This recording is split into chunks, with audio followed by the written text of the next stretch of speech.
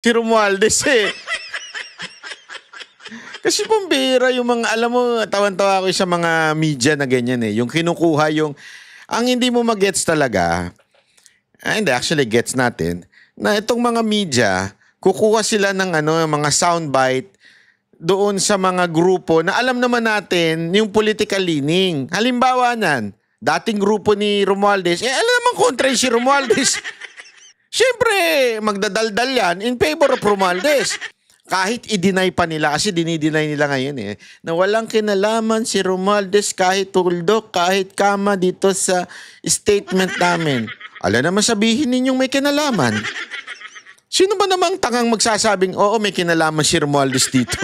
Siyempre, i-deny nyo na yun. Matik na yun. Pero the mere fact na, ito nga magtataka ka eh, ang dami-daming abogado na nagsasabing tama ang ginawa ng Senado, hindi legal ang ginawa ng Kamara, pero hindi yun ang ini-interview ng mga media. Ang gumagawa lang nun, seminary. Pero sila lahat ng ini-interview nila, constitutional expert, dating pa gumawa ng konstitusyon, backbone of the constitution, mga ganyan-ganyan pa sila. Alam naman nila lahat yun, mga aktivistang, alam mo yun, alam mo yung political leaning na, alam mo na kagad, hindi pa bumubuka ka bibig ng mga hayop na yan, alam mo na kagad kung ano sasabihin. Alam mo na kagad na against sa mga Duterte. Pero sige pa rin sila ng kuha. Ganyang kabayas ang media. Nagagamit yung utak doon, ganon. Biro lang mga kababayan ha. Baka naman sabihin ng iba dyan, nasa pagiging upang talino. Hindi. Binibiro ko lang kayo. Tuloy. At class valedictorian ng law school nila ni VP sa San Beda. Grabe, class valedictorian pala yan. Nagsumite ng entry of appearance na ad cotelem kahapon sa Senate Secretary. May agam-agam dito si Senate Minority Leader. May agam-agam pa itong... Ito, Alis na dyan. Talagang, sinusulit niya yung sinusulit niya yung media ng Senado no? I mean, paalis ka na eh. Tapos na yung nyo eh. Tapos na kayo eh. Naka-break na. Tapos babalik na sa 30. Bago na. Ikaw, sinusulit mo ba't na magbakasyon ka na rin? Hindi mo gayahin si Bato. Hindi. Alam mo, kasi nakapalo tayo doon kay Bato. Tuwan-tuwa ako kay Bato yung... Hindi kasi alam mo si Bato, simple lang pero rock eh, di ba? Kaya nga Bato, simple lang pero rock. Di ba? Kasi nga si Bato, di ba? Simple lang eh, pero pagka talino at logic, naku, di ba? Kaya nga ang tawag sa kanya, Batorni. Malupit to si Bato. Pag bumili pa ng ng isda, ay. Pag nakikita ko video ni Bato, napapakain ako ng inihaw na isda. Lang hilig kasi mag-ihaw niyang isda niyan eh. Uy, congratulations. Senator Bato ha. Tayo na lang nakakalam nun. Pero congratulations ha. Dahil sa iyo, nai-inspire din ako. Sana umabot ng August. Sa mga hindi nakakaalam na sinasabi ko, kasi hindi kayo nakapalaw sa Facebook ko. Kaya kung gusto ninyong malaman pa ang buhay-buhay ni Banat Bay, follow kayo sa Facebook ko tsaka sa TikTok. Di ba? Kasi meron akong sabi nga, kung yan ay hindi pa na ibebenta, akin ka sa birthday ko. Tingnan natin, malay natin, di ba? If God's will, it's God's will. If not, tatay magawa. Coco Pimentel. Na-inspire ako doon kay Bato. So, ibig sabihin, meron pa silang gustong sabihin na nag-a-appear kami, pero may mga kondisyon ito, ha? Tingin niya, gagamitin ng defense ang nangyari noong June. Ba't ito bida-bida pa, no? Hindi ko maintindihan bumibida-bida pa itong tao na ito. Hindi naman na siya kasali. Hindi ka nakasali! Ba't ka ba bumibida-bida? Olat ka na nga eh. Hindi, kasi una exit na sa Senado. Tapos kumandidato sa Marikina, olat. So wala ka ng posisyon. Uwi ka na sa probinsya niyo! Ay, kisali ka pa, nakikisaw-saw ka pa eh. Gusto mo pa maging relevant eh. Talo ka na eh. Alam mo, pagkang bitter. Hindi kasi bitter ito kasi nawala sa kanya yung partido niya.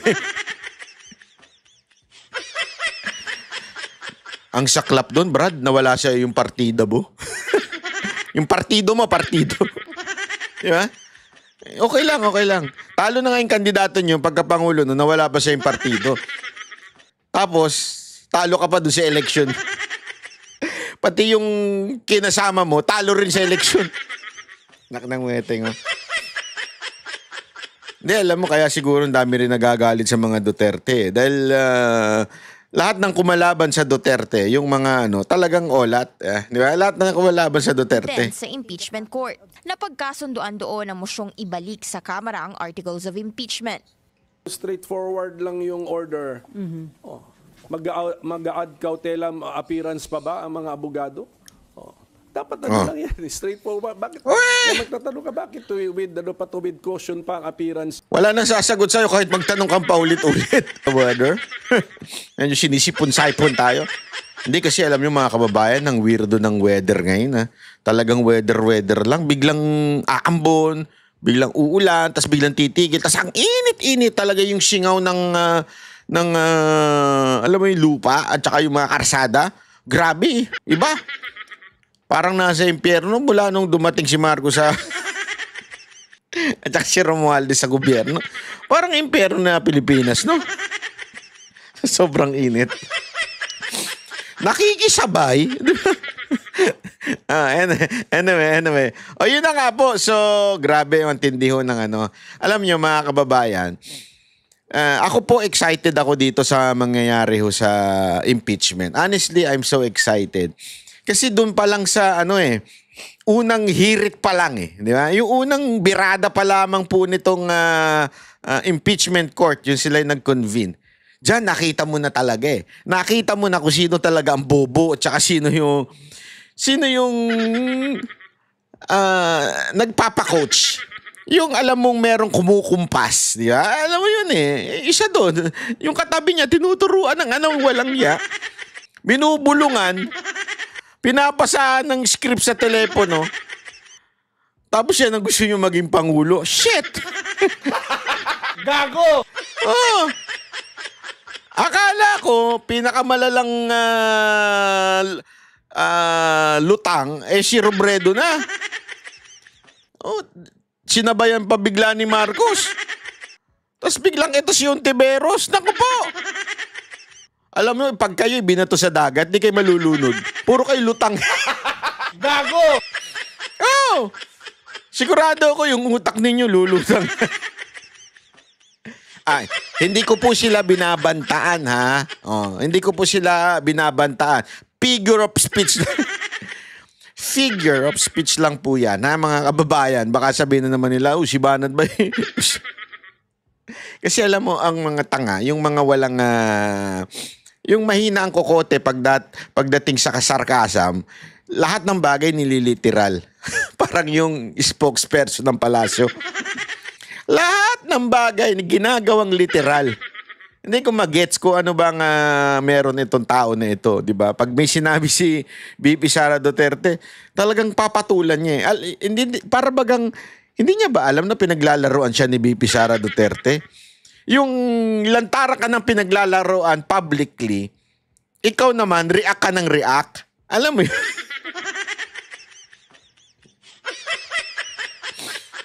Minsan may mga kaibigan kaming ginaganyan Alam mo yung hindi niya maintindihan yung isang bagay, mas lalo pa namin siyang paglalaroan tungkol sa bagay na yun. Na pretending that it was true, di ba? Kasi nga, natatawa kami. Kami ni Dada mahilig sa ganyan Hindi ko na lang sasabihin kung sino yung pinaglalaroan namin minsan na. Sabihin nyo nga dyan sa baba kung sino. Minsan may pinaglalaroan kami pagka hindi alam yung bokabularyo na sige lang. Paglalaroan lang namin. Alam mo yun, eto si Claire Castro, ganun. Yeah? Pagka may binanggit si VP Sara Duterte, hala, sige. Talagang kokomentan niya kahit alam niya, ewan ko kung alam niya bang mali. O yun ang kanyang job description na magbukang tanga. Meron bang ganun? Halimbawa lang ito, katang-isip lamang ito. Siguro ni Marcos sa kanya, i-appoint kita ha. Pero ang gawin mo ganito. I-troll mo lang ng i-troll si VP Sara Duterte. Kahit magmukha ka ng tanga. Hayaan mo sila. para yung mga vlogger ng ni Duterte sa'yo nakapokus, hindi sa katangahan ko. Hindi kasi malay mo, di ba? Hindi, eto katang-isip lamang po to, pero malay mo ganun ang ginawa, no? Para mag-hire ako ng tanga. Para hindi nila mapapansin yung mga katangahan ko, yung tangang yun ang i-hire ko para siya ang pagtitripan. Siya ang babanatan. Lalong-lalo na itong banateros na ito. Grabe magbumanat. Malay mo, may ganun talaga. Alam mo ito doon pa lang sa simula, doon pa lang sa ginawa ni Chis Escudero, yung hindi actually, ginawa ni Bato na inedit ni Cayetano na pinayagan ng presiding officer at eventually led to 18 votes para i-remand. Doon pa lang nawindang ng yung mga mahina ang kokote. Nawindang na po yung mga hindi makaunawa. Alam mo, ito in fairness, whatever political color of Escudero, si Escudero mautak. To be honest. Kaya lang minsan siguro ginagamit din niya sa, ewan ko kung saan. Pero mautak. Even ako nga, pinapanood ko pa nga minsan yung vlog nila siya tsaka si Heart Because kahit pa paano, makikita mong may laman ng utak ni Escudero. Minsan kasi masarap din manood ng ng ganung klaseng vlog Yung may istorya, may kwento, pero makikita mo pag nag-usap sila, may utak. Ang swerte ni Heart, Hindi kasi baka isipin ng iba, swerte naman ni Chis Escudero, ang bata ng niya. Hindi, pero maswerte rin si Heart kasi kahit pa paano, may utak kasi mahirap naman po yung ikaw ang trabaho ng trabaho tapos yung asawa mo walang utak. Madaming ganyan Ang ganda nga nung babae. Ganda-ganda nung babae, di ba? As in, pang JTV ang datingan, pang KTV mga datingan, di ba? Tang ganda, di ba? Pero yung jowa, utang ina niya, no? Pogi nga, pero walang laman ng utak. Walang trabaho. Uuwi tuloy yung mga jowa nilang nakamotor na binili pa nung jowa nilang. Bakit? Kasi nga walang utak Ang daming ganyan ngayon na mga Gen Z, mga kabataan ngayon. Ganyan. Porket pogi, wala nang utak. Hindi ko naman sinasabing pangit si Chis Escudero pero at least may utak. Di ba? Hindi. Wala naman tayo palalait sa physical ni Chis Escudero. Ano naman si Chis Escudero? Fashionable. Pero ayoko na sabihin kasi kung cute o hindi. Basta fashionable siya. Di ba? Fashionista, ika nga. Pero at least kahit pa paano matalino. Yan pinuri kita, Chis. Pakinggan nyo. Ito pakinggan nyo yung mga kanyang sinabi tungkol dito sa issue, dito sa impeachment. Barado dito yung mga media. As in, barado. Nakakatuwa kasi yung pagbara ni Chis Escudero is like, kung minsan, pananonood ko pag siya yung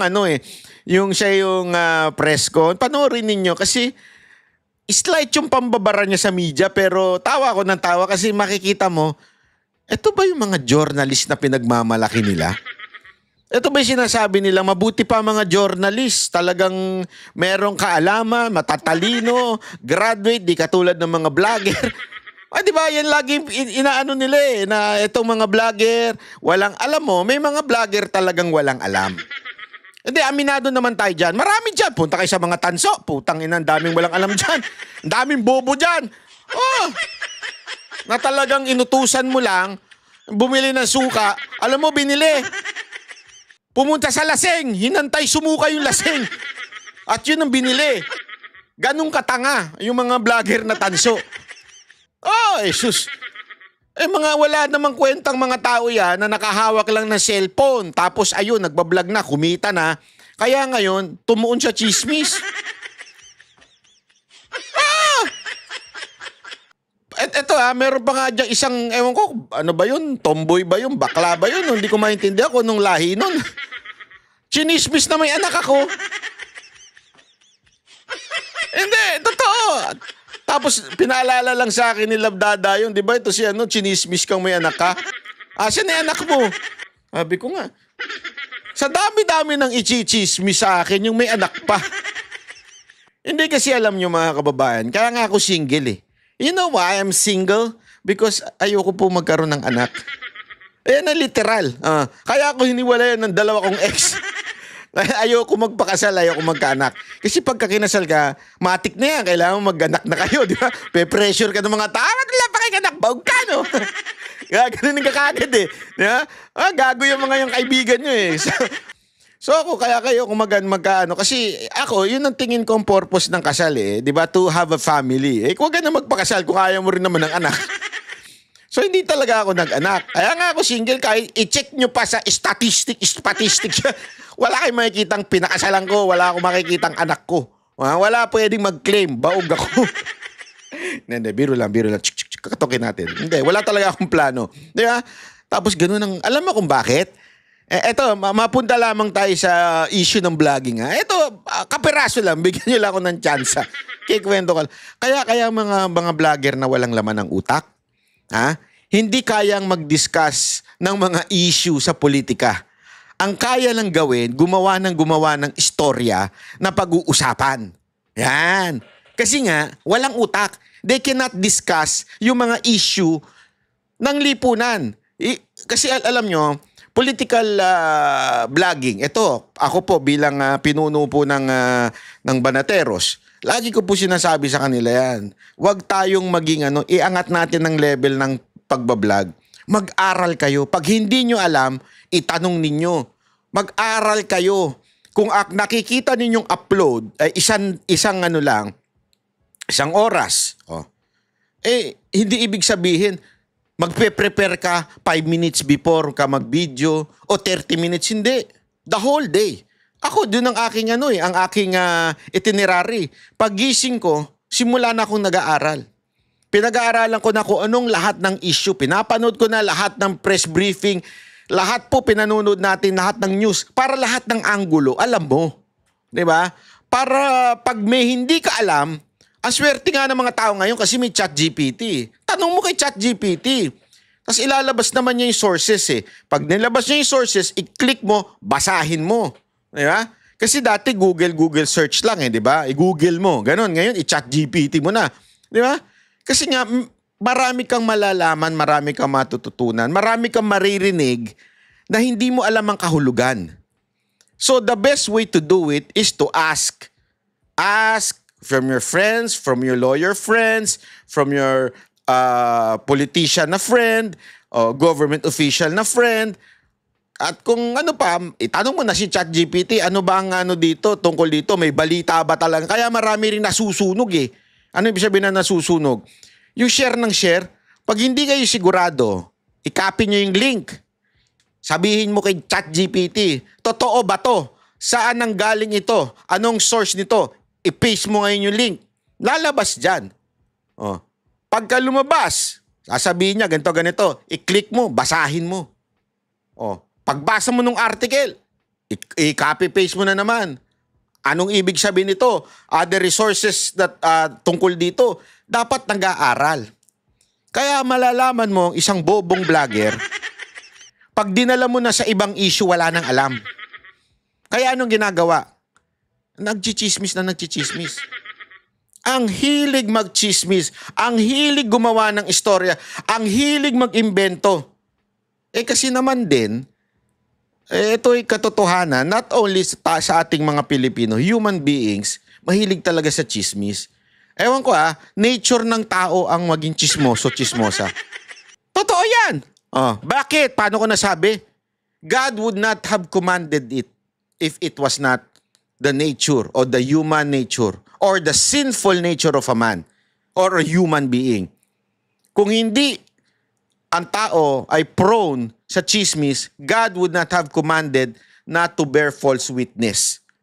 As a matter of fact, nung panahon ni Joseph, nakulong siya, naibenta siya, at kung ano nangyari sa kanya na mga tragedy, it's because of chismis. Naintindihan nyo? Kasi nga, ang gossip sale, di ba? Sell pala, sell. Sale, may 50%, gano'n. Hindi. Gossip sell. Tabebenta talaga yan. Kaya maraming mga vlogger ngayon, kahit anong kampo, kahit anong kulay, ang hilig sa chismis.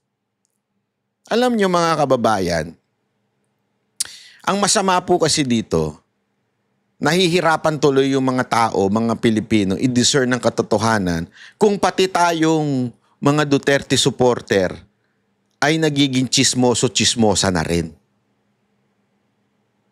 Real talk tayo. Kaya dapat, mga kababayan, stick tayo dun sa katotohanan.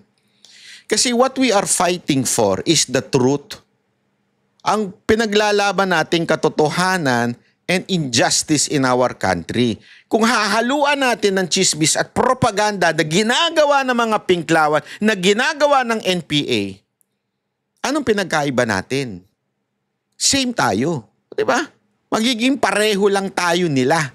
Anak ng puta. Kaya tayo nakikipaglaban dito para nga baguhin yun. Tapos ganyan naman din palang gagawin natin. So dapat doon tayo. Kaya nakakatuwa, etong nangyari sa mga press briefing ni Cheese. Kasi naglalabasan ng chismis dito. Anong chismis? Kesyo binayaran daw si Cheese. Kaya kesyo takot daw si Cheese kay VP Sara Duterte. Yung mga ganyang eksena, sa totoo lang, ang ganda ng paliwanag ni Cheese Escudero dito. Pakinggan ninyo ha. Game. Update saan? Your update sa summons and orders lang po. Officially, wala pa kaming natatanggap. Kaugnay ng mga order na binigay namin, puro social media lamang ng mga sagot ang nababasa ko. Pero officially... Ayan, katulad niyan. Di ba? Halimbawa, yung mga congressman, ito yung yung nagtipon-tipon tong prosecution, kesa na sagutin ang Senado, kesa na mag-file sa Supreme Court ng petition against sa remand ng Senado, anong ginawa nila? Humarap sa social media. Humarap sa media. Post, sagot ng kung ano-ano. Nakalimutan ata nila, nag-convene na ang court. When you say nag-convene na ang court, dapat simula na yung trial nga. 'Di ba? So ibig sabihin, ikaw hindi ka na congressman. Prosecutor ka na. Parte ka na ng prosecution. So ibig sabihin, you are part of the court now. So everything na i-discuss mo should be discussed in the court, not in social media. As a matter of fact, meron yang ganyan, 'di ba? Na batas. Hindi pa pwede mga abogado nagsasalita sa media, dadaldal ng kung ano-ano. Anong ginawa ng prosecution? Anong ginawa ng mga congressman? Hala, putak ng putak. Tas sasabihin nila, this is not a political trial. Ulul, hindi political trial. Di sana sumunod kayo sa tamang proseso ng paglilitis sa court. Which is hindi kayo dapat nagsasalita sa media. Dapat idinidiretso ninyo sa court. Nag-hire pa sila ng spokesperson. Talagang para dumaldal.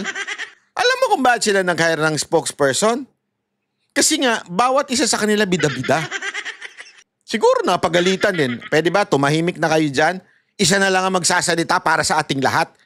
Kasi lahat sila daldal ng daldal kanya-kanya sila Pag pinanood nyo yung kanilang press briefing, iba-iba sila na sinasabi. Yung isa, sinasabi nila na magsasubmit sila sa ginawa ng Senate. Meron naman itong isa sinasabi ang constitutional.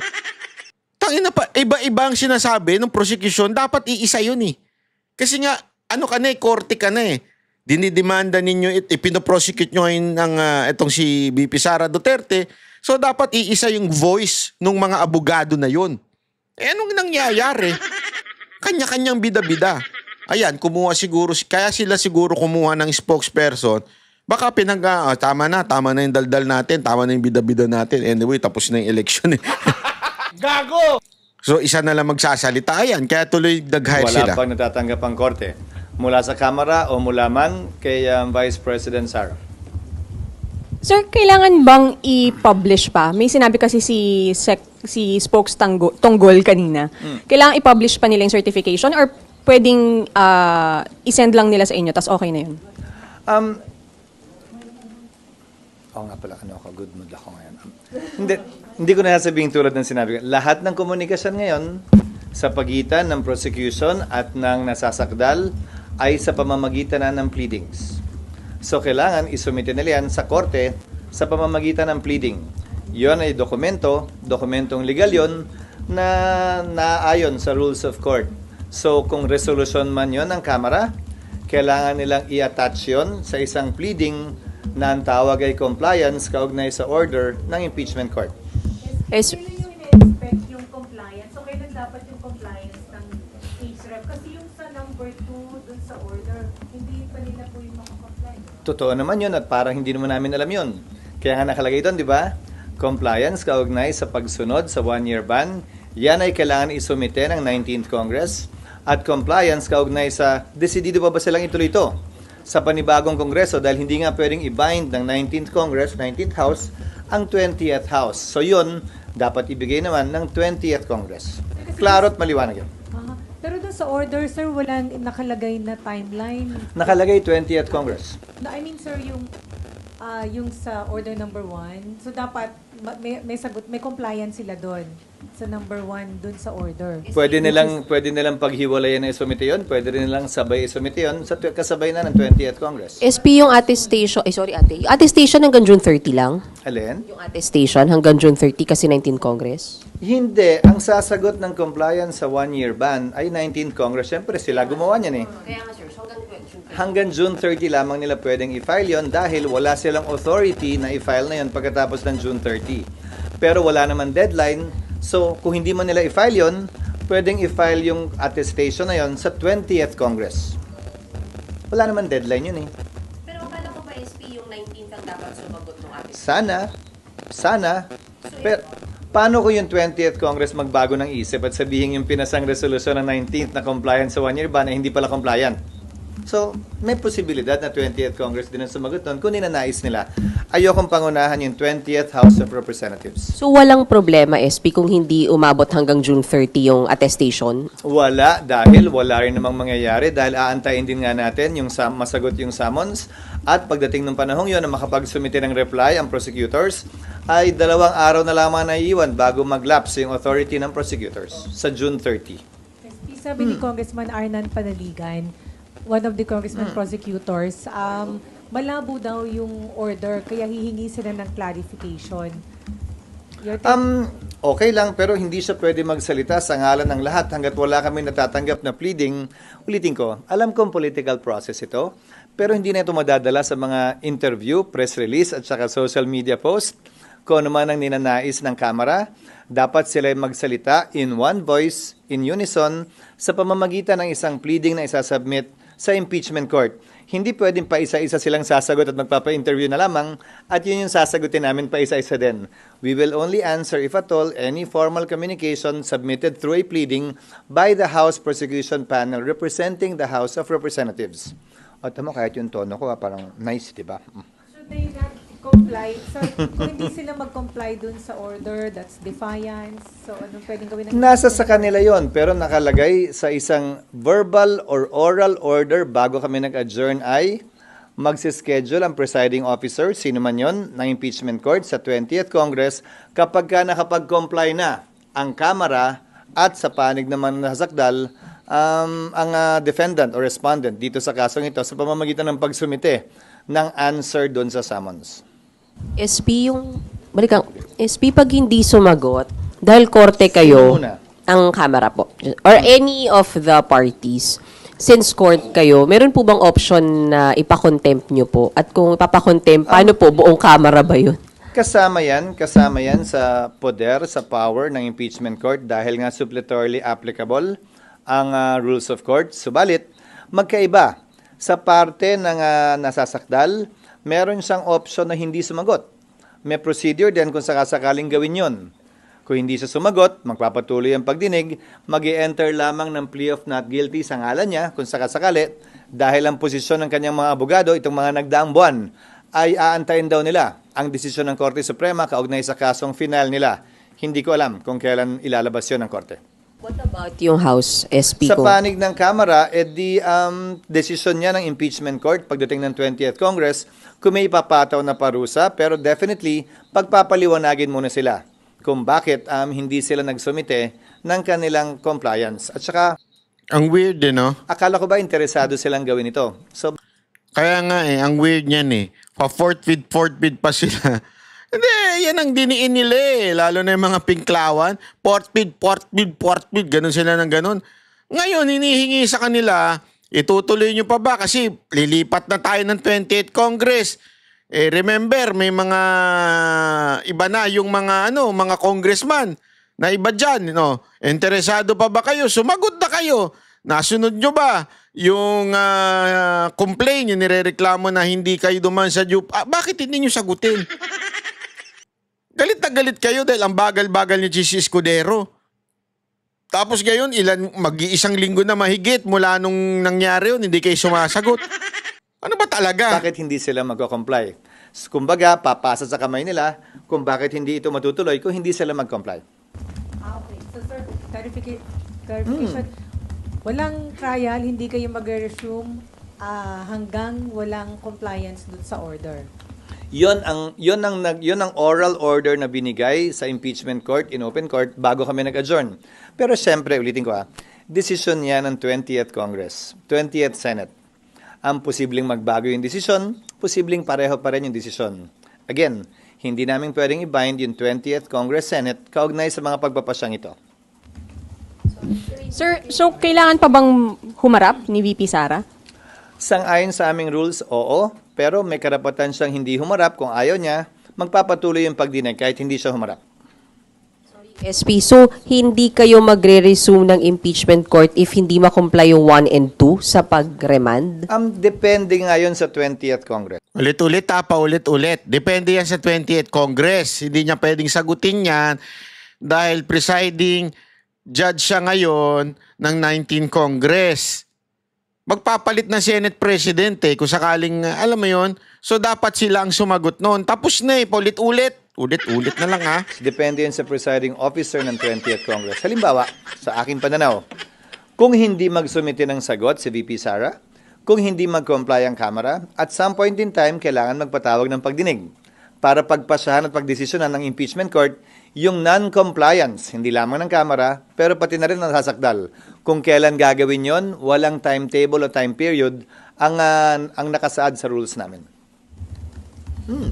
Sir, yung inhibition, sir, may mga nananawagan ng mag-self-inhibit sila. Sino? Senator Amy, Sino Senator nananawagan? Robin, ACT Teachers Party List halimbawa, sir. Kasi, Pumirma sila sa impeachment, so klarong anti-Sara sila, klarong pabor sila sa impeachment. Ulitin ko ang sagot ko. Anumang panawagan o kahilingan ng sinumang biased na, pabor man o kontra sa impeachment, pabor man o kontra kay VP Sara, hindi namin didinggin o papakinggan dahil biased nga sila At kung may panawagang inhibition dun sa mga pabor kay VP Sara, anti-impeachment, malamang may panawagan ding inhibition dun sa mga ayaw kay VP Sara at saka pabor sa impeachment ng mambabatas. But generally, ang pag-recuse, ang pag-inhibit is voluntary on the part of the impeachment court judge.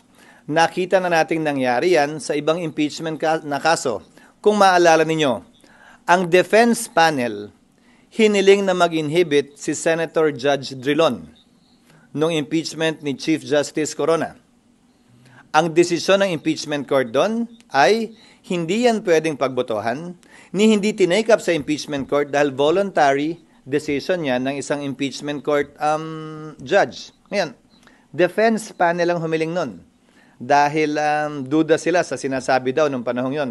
Masyadong anti-corona daw yung posisyon ng senator judge. Para sa akin, yan din ang i-apply naming president at hindi lang rules kaugnay sa inhibition. It is voluntary on the part of the impeachment court judge at hindi yan pwedeng ipilit sa sino man. Pabor man kay VP Sara o kontra man kay VP Sara. Pabor man sa impeachment o kontra man sa impeachment. Unti-unti nyo naman ang nakikita yung mga nagsasalita, hindi ba? Kung kaninong panig sila nakabilang, klaro na anti-Sara, for impeachment sila. Klaro din yung iba na for Sara at anti-impeachment sila. Ang boto na kailangan ay based dun sa number of seats or based sa 24. So kung marami mag-inhibit kung sakali, maapektuhan yun. Hindi mangyayari yun sa pananaw ko. Hypothetical na naman yan. Nakasaad sa rules at ayon din sa ruling ng chair ng impeachment ni Chief Justice Corona na magsisilbing president. Pwede lamang matanggal sa bilang ang sinumang senator judge kapag tinanggal sila bilang senador sa ilalim ng ethics at disciplinary procedure ng Senado. Hindi Kasi ang issue dito yung pinapa-inhibit yung yung mga judges, halimbawa tulad ni Senator Robin at saka nila Bato, tsaka ni Amy, pinapa-inhibit sila dahil nga daw bias kay VP Sara Duterte o definitely anti-impeachment. That is so unfair kasi paano naman yung iba? 'Di ba? Sinasabi nila dahil nga in-endorse ni VP Sara Duterte, especially yung Duterte, yung may mga papasok pa, katulad ni Marcoleta, sandali. Paano naman yung in-endorse ni ngayon? Putak ng putak si Soto. Di ba? Na tipong mali ang ginagawa ng Senado. Would you consider that na dapat mag-inhibit din siya? Kaya nga, there is no specific rule o law na dapat mag-inhibit. Meron kasing isa ako narinig na comment. Ay, si pangalan nito. Laging sablay na ini-interview ng TV5. Yung abogado nila doon. Yung in-house abogado nila na sablay. Pangalan nun, nakalimutan ko na yung pangalan nung walang yun. Sinabi niya, kasi daw sa court, nag-i-inhibit ang judge. Kunwari, merong nakitang bias, which is mag-i-inhibit lang ang judge pag siya mismo nagdesisyon mag-inhibit. Nagigets nyo? You know why? Sabi ko nga sa inyo, dahil nga sa dami ng nadadanasan kong hearing patungkol sa mga ganyan, meron kami mga pina-inhibit na judge dahil nakitaan namin ng koneksyon doon sa nag-aakusa. Pero again, it is sa kanilang sa kanilang kagustuhan o kanilang will. Hindi mo pwedeng i-insist na mag-inhibit yung particular na judge na yon. Okay? Ngayon, paano mangyayari kung sakaling talaga makitaan ng bias? You can run sa CA or the Supreme Court. Di ba? Pwede yun. But still, on this particular case, this is not an ordinary court wherein walang above court dito sa Senate impeachment court. Kaya nga, the law says they are the sole authority. When you say sole authority, walang kasama. Ibig sabihin, exclusive authority ang nasa Senate. So walang pwedeng magsabi sa kanila, oy, ikaw mag-inhibit ka. Ibig sabihin, kung ano yung talagang kagustuhan lamang ng senador o Senate judge na yon, yun lang ang pwedeng mag-inhibit. Pwede niyang sabihin na, ako, yoko na. Kasi talagang walang pwedeng magsabi. Okay? Pero hindi ko maintindihan, pilit sila ng pilit. Tinan mo yung side ng media, pilit sila ng pilit. Bakit hindi nila tinatanong yung mga katulad ni Ontiveros? Di ba? Bakit nila idinidikdik lang yung quote-unquote pro-Duterte judge o Senate judge? Di ba?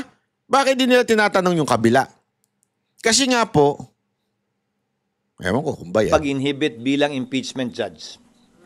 SP, good. Yung bilang ng boto is based pa rin sa 24. Hindi ko alam mo itong impeachment na to, tulad nung dati, maraming pinanganak na matatalino at magaling kaugnay sa batas.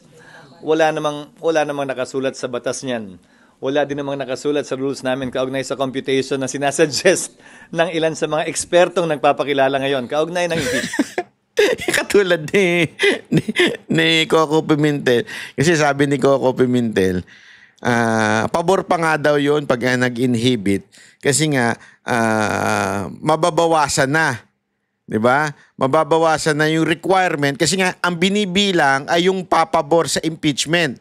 So definitely, halimbawa lang kasi inisip ko din yan Kunwari 24 sila, halimbawa lang. Tapos nag-inhib ang 2/3 ang 1/3 ng 24, I think it's, correct me if I'm wrong I'm not sure about dito sa math na to. Maybe 8. Okay? So, kung sakaling maging, halimbawa lang, nagpa-inhibit yung 9. So, naging 15 na lang. So, yung 2/3 daw nun, yung 1/3 pala, sorry.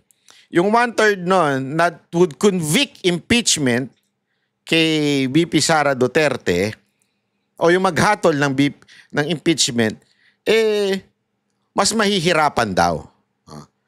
Kasi nga, bumaba na yung numero. So, alam mo yon, something like that.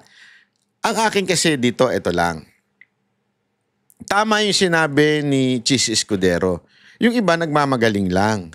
Wala nga sa rules niyan. So, yan, pagdedebatihan na naman. Nagigets nyo? Kasi, yung pagdating sa issue of rules sa impeachment, sa Article 11, limited, hindi dinitalye. So, all authority would be decided by the senators. So, kung all authority madi-decide ng senators, every time magkakaroon ng utos ang Senate o motions ang mga judges, bobotohan na naman. Yan yung sinasabi ni Chis Escudero. Yung mga nagsasalita ngayon dyan, mga nagmamagaling lang. Kasi hindi pwede dahil wala naman po sa rules. Huwag niyong i-assume yung gusto ninyong opinion dahil wala naman po yun sa rules. Hindi pwedeng magpatupad ka ng isang batas dahil lang opinion mo yan, batas na yan Dapat ganito. Hindi pwede. Wala nga sa rules So gagawa ka pa ngayon ng rules. Di ba? SP, good afternoon. Ano? 24, halimbawa may mag-inhibit, pero 24 pa rin yung... Walang nakalagay sa rules. Wala ring basihan na sabihing mas mababa sa bilang na yon. Ulitin ko yung mga nagsasabing at nagpapakilalang eksperto daw sila. Ano bang basihan? Nagmamarunong May nga. batas ba silang sinasite? Provision man sa konstitusyon o sa rules namin? O may pinangahawakan ba silang desisyon ng Korte Suprema? Sa dami ng magaling at nagmamagaling kaugnay sa batas ngayon, isa lamang naman talagang masusunod, ang Korte Suprema. Kung wala pang sinasabi ang Korte Suprema, malayang pwede mag-isip sino man kung ito ba'y tama o mali. Pero once nagpasa ang Korte Suprema, yon ang dapat nating lahat sundan. SP, good Yes. afternoon. Sabi ni dating Supreme Court Senior Associate Justice Antonio Carpio, yung ginawa ng impeachment court noong June 10 ay hindi unconstitutional but irregular. Sabi niya na yung ginawa daw ay pagpapakita ng pagpanig ng mga senador kay VP Sara dahil hindi dapat gawain ng isang impeachment court na mag-motion or hilingin ang Kamara na sertipikahan dahil dapat manggaling yon sa kampo ng Vice President na siyang magki-question kung ito ay may paglabag doon sa 1-year ban ng Constitution. Ano po masasabi? Ginagalang ko ang opinion niya pero hindi ako sang-ayon. Walang limitasyon ang impeachment court. Kaugnay ng pwede o hindi namin pwedeng pagpasahan. Nakalagay nga sa saligang batas, di ba? Sole power to try and decide. Sa aming rules o sa rules man ng rules of court, walang nakasaad doon na bawal ka gumawa ng ganito o ganyan o ganoong motion. Lahat ng motion pwedeng gawin at pagbobotohan ng impeachment court. Walang limitasyon yun. May mababasa ba siya at may matuturo ba siya na bawal itong motion sa impeachment court? Bawal itong hilingin ng sino mang impeachment court judge? Wala naman. At ulitin ko, bagaman siya'y dating miyembro ng Korte Suprema, hindi siya isa sa magpapasya kung tama nga ba mali ang ginawa ng impeachment court. At hanggang sa ngayon yata, wala pa naman yata nagsasampa ng kaso sa Korte Suprema para questionin yan. Ang proseso ay ito. Kung may ginawa ang Senado o ang Kamaraman na hindi naaayon sa konstitusyon sa pananaw mo, sa pananaw ni Justice Carpio, ni naman, malaya silang pwede mag-question sa Korte Suprema. At Korte Suprema magpapasya kung sino nga ba ang tama at mali. Ganyan yung nangyari halimbawa sa 1-year ban na hinihiling na impormasyon ng Senado o ng impeachment court sa Kamara. Kinwestiyon yan sa Korte Suprema at nakabinbin ngayon yan sa Korte Suprema. Nagpahayag din po ang grupo ng yung Philippine Constitution Association na posibleng merong grave abuse doon sa discretion, doon sa pagganap ng impeachment court na kanilang tungkulin nang sila ay Ang galing ng sagot nito, ah. Tingnan mo. Yung may isang nagsabi na grupo na grave abuse daw yung ginawa ng Senate. Tingnan mo yung sagot ni Escudero dito. desisyon na ibalik o i-remand yung articles of impeachment. Yan ba yung parehong Philconsa na pinamunuan ni Speaker Martin Romualdez noon? Yan, di ba? Pues, hindi na ako magugulat sa kanilang posisyon. Pero kung sa pananaw nila, ay ito'y hindi na ayon sa batas, ulitin ko, malaya silang pwedeng questionin yan sa Korte Suprema na siyang Masyado mo naman sinusunog eh. Si Romualdez eh. Kasi pambira yung mga, alam mo, tawan-tawa ko sa mga media na ganyan eh. Yung kinukuha yung, ang hindi mo magets talaga, hindi, actually gets natin, na itong mga media, kukuha sila ng mga soundbite doon sa mga grupo na alam naman natin yung political leaning. Halimbawa nan, dating grupo ni Romualdez, alam naman kontra si Romualdez. Siyempre, magdadaldal yan in favor of Romualdez. Kahit i-deny pa nila, kasi dinideny nila ngayon eh, na walang kinalaman si Romualdez kahit tuldok, kahit kama dito sa statement namin. Alam naman sabihin ninyong may kinalaman. Sino ba namang tangang magsasabing, oo, may kinalaman si Romualdez dito? Siyempre, i-deny nyo na yun. Matik na yun. Pero the mere fact na, ito nga magtataka ka eh, ang dami-daming abogado na nagsasabing tama ang ginawa ng Senado, hindi legal ang ginawa ng Kamara, pero hindi yun ang ini-interview ng mga media. Ang gumagawa lang nun Seminay eh. Oh. Pero sila lahat ng ini-interview nila, constitutional expert, dating pa gumawa ng konstitusyon, backbone of the constitution, mga ganyan-ganyan pa sila. Alam naman nila lahat yun, mga aktivistang, alam mo yun, alam mo yung political leaning na, alam mo na kagad, hindi pa bumubuka ka bibig ng mga hayop na yan, alam mo na kagad kung ano sasabihin. Alam mo na kagad na against sa mga Duterte. Pero sige pa rin sila ng kuha. Ganyang kabayas ang media. proseso natin sa ilalim ng batas. Ginagalang ko ang kanilang opinyon, pero tulad ng sinabi ko kanina, hindi ako sang-ayon. Dahil pinagbotohan ng Senado yan. Kaya nga sabi lang ni Chis Escudero, simple, hindi na ako magkokomento tungkol dyan. Pero kung may reklamo sila, di tumakbo siya sa Supreme Court. Simple, di ba? Kailangan pa ba ng ibang paliwanag yun? Tumakbo kayo sa Supreme Court. 18-5 ang naging boto at wala para sa akin o kanino man na sabihing hindi yan pwedeng gawin ng Senado bilang impeachment court. Dahil nga sa blanket authority na binigay ng konstitusyon sa Senado bilang impeachment court to try and decide all cases of impeachment. Last na lang on my part, SP. Sabi din yung pagboto nyo ng yes ay pwedeng gawing ground para kayo ay mag-motion for inhibition. Ulitin ko. Voluntary ang pang-inhibit ng sinumang senator judge. That is addressed to the sound discretion of each judge kung may hihiling man yan. Pero, opisyal lang yan na didinggin ng impeachment court kapag hiniling yan ng defense o ng prosecution panel. Hindi ng kung sino man na nagsasalita ngayon sa labas ng impeachment court. Na klaro, may posisyon at may pinaniniwalaan na sila na panig o side nakakampihan. Kung may mag-move from prosec or defense na ipa-inhibit kung sino mang senator judge, itatakel nyo po sa impeachment court? Again, citing precedent, it will be addressed to the sound discretion of the impeachment court judge. Hindi yan pwedeng pagbotohan. Ano bang ibig sabihin ng address to the sound discretion? E di nasa sa kanya.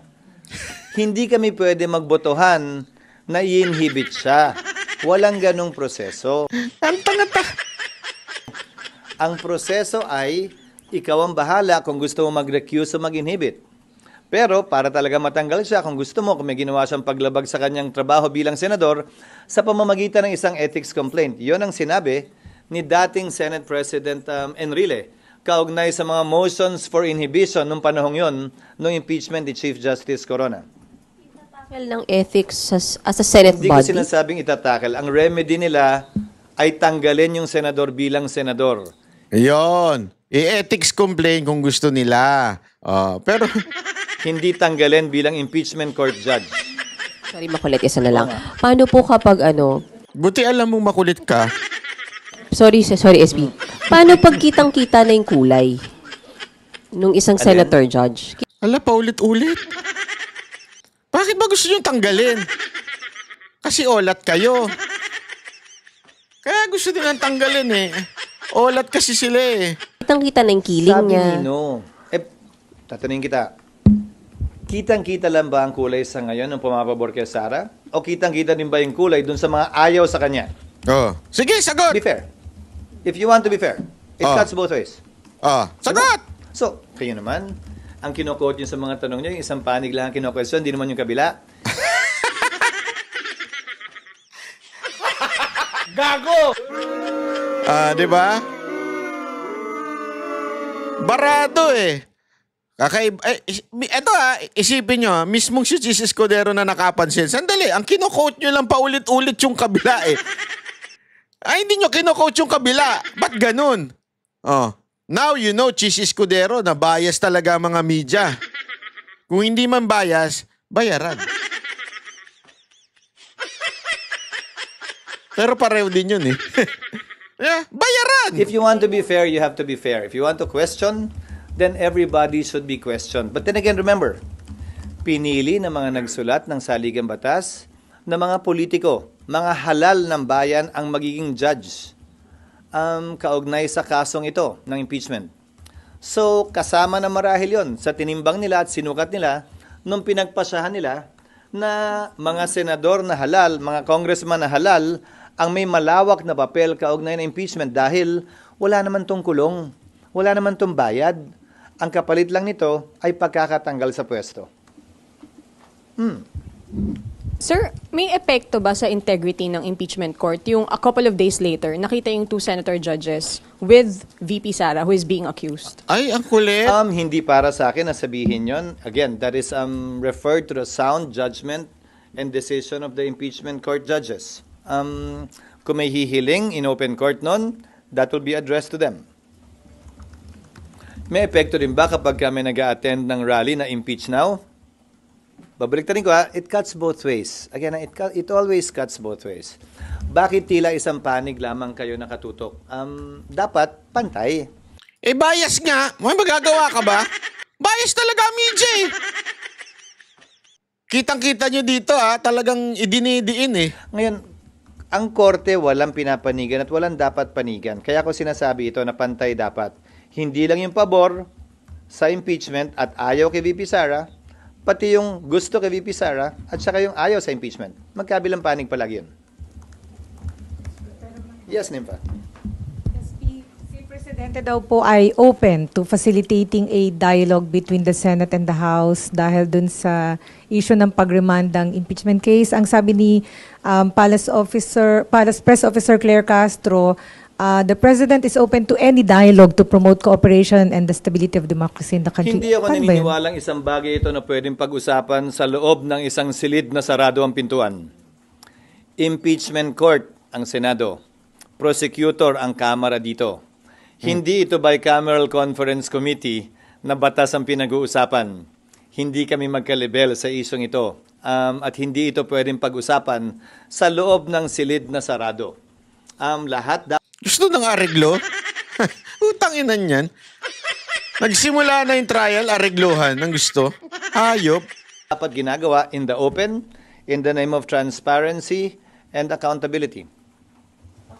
Pero kasi yung Palace Press Officer nagsabi, pero ano ba yung pagkakaalam nyo, gugustuhin ba ni Presidente na manghimasok dito? At may lugar ba for him to intervene? Hindi ko alam. Si Yusek Claire lang naman ang nagsabi, pero sa panig at Si Claire lang naman kasi nagsabi eh.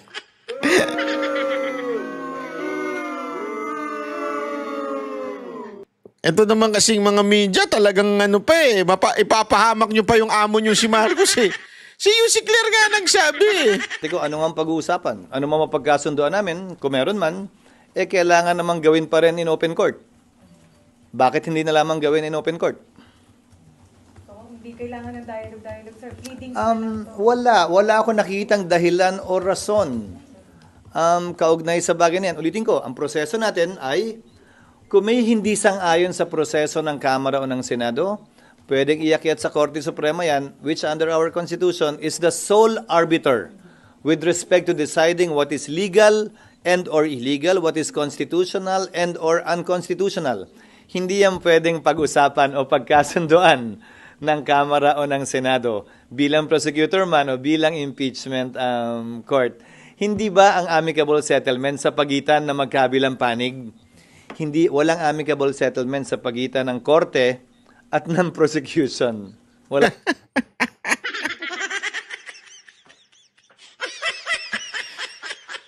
Kasi merong nagsasuggest, sumihirit na parang gusto magkaroon ng close down na meeting with Congress, the President and the Senate Court. Yun na nga yung sinasabi. Kung meron man kayong kasunduan, yung kayo dalawa yun yung sa regular court pero I don't think it will apply here. Kasi impeachment ito Pero gayon pa man, sa regular court nga hindi ginagawa yun Tapos gagawin natin magkwentuhan dito, tapos eregluhin na lang natin. Porket nagsisisi na kayo ngayon. Kaya ganun. So, kung nalalabuan ang Kamara sa proseso o basta kung may nalalabuan, mag-submit ng pleadings dapat ang House bilang Ang prosecutor. tagal na nilang atat na atat magsimula ito. Hindi ba? Siguro naman dapat handa na sila at nalalaman nila yung mga dapat at pwede nilang gawin sang-ayon sa rules ng Senado at sang-ayon sa rules of court na suppletorily applicable sa rules ng Senado kaugnay ng impeachment. Again, once the court is established and the court has been established already, lahat ng komunikasyon ay sa pamamagitan ng mga pleading. Hindi sa pamamagitan ng press release, hindi sa pamamagitan ng meeting o caucus, O hindi social sa media. pamamagitan ng social media, kung hindi sa pamamagitan lamang ng pleadings. Hindi kailangang mamagitan dito ng Presidente, hindi kailangang mamagitan sa Senado at sa Kamara. Wala akong nakikitang pangailangan dahil wala namang kailangan ipagitan. Dahil simple lamang naman, nag-utos ang Senado bilang impeachment court, nag-utos siya hindi lamang sa nasasakdal, pero pati na rin sa prosecution. Kautusan na sa aking pananaw at palagay ay dapat sundan at sundin. Kung hindi, may remedies ang impeachment court, may remedies din naman yung magkabilang panig kung sakasakali.